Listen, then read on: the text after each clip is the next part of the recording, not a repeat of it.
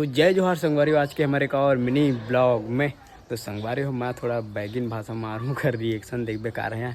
कुछ काछू काछू मैं बोलूँ हूँ तो का बोलते बोला मैं देखूँ तो वो हबीले हंसे के शुरू कर दे है।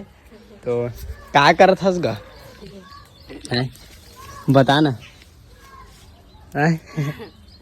काय टोरा था ये, काय भाजी है, थोड़ी कांदी कोला कस काय चीज है बता ना का।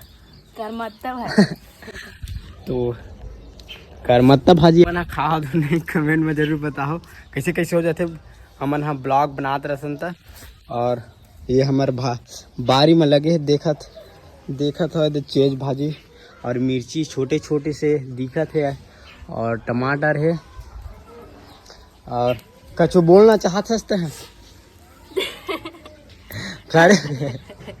खड़े होके थोड़ी बताना का। हेलो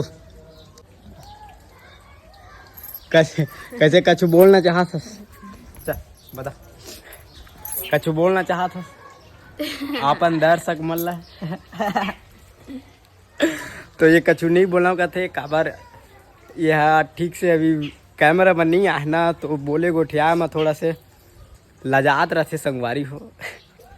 तो आज के मिनी ब्लॉग आप मन कैसे लगे से कमेंट में जरूर बताओ। तो मिलते हैं ना मन नेक्स्ट ब्लॉग में, तब तक के लिए जय जोहार संगवारी हो।